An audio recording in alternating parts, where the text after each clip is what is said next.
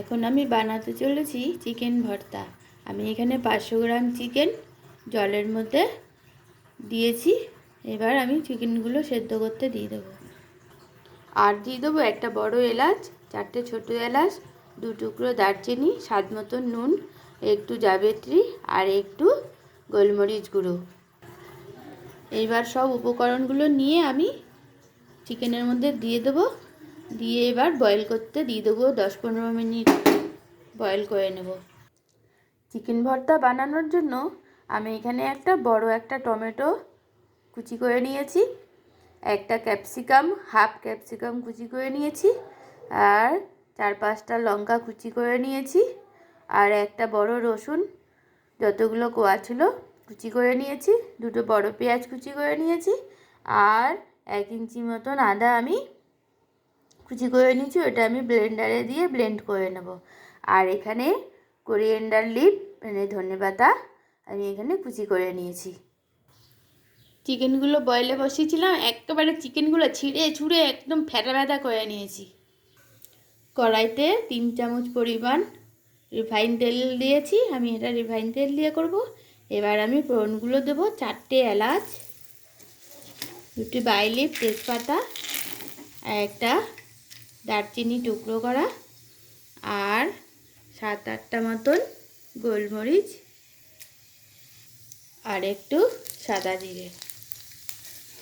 এবার ফোড়নগুলো ভাজা হয়ে গেছে। এবার আমি রসুন কুচিগুলো দিয়ে দেবো। রসুন কুচিগুলো একটু লাল লাল হয়ে গেছে। এবার আমি পেঁয়াজ কুচিগুলো দিয়ে দেবো।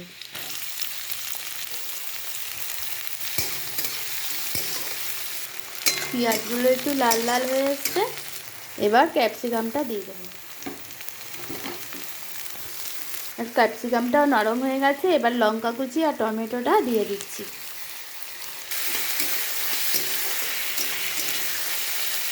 এবার আদা পেস্টটাও দিয়েছিলাম, আদা আর ধনিয়া পাতা পেস্ট।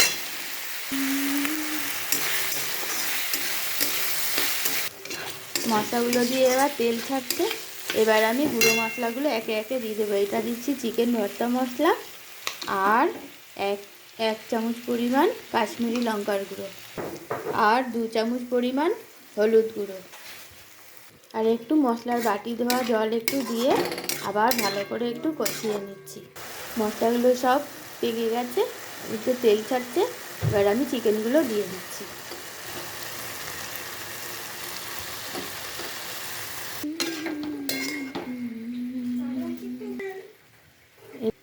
দিয়ে দিচ্ছি টমেটো সস, একটু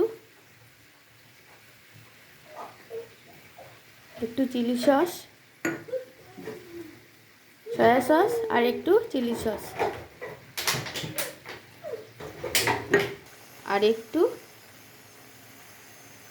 কেওড়া বাটা। এবার আমি চিকেন স্টুগুলো দিয়ে দেবো। এবার কাজু বাদাম পেস্টটা দিয়ে দিলাম।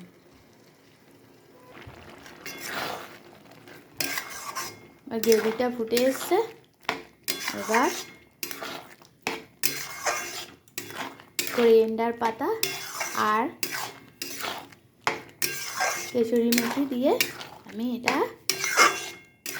নাড়িয়ে নেব। চিকেন ভর্তাটা প্রায় হয়ে এসছে। এবার আমি কোরিয়েন্ডার লিভগুলো মানে ধনে পাতাগুলো ছড়িয়ে দেবো, করি মেথি, আর দিয়ে দেবো কেশরি মেথি। এবার ডিমগুলো দিয়ে দিলাম। চিকেন ভর্তা প্রায় রেডি। এবার বাটারের টুকরোগুলো দিয়ে দিলাম, আবার একটু নেড়ে তারপর নামিয়ে নেব।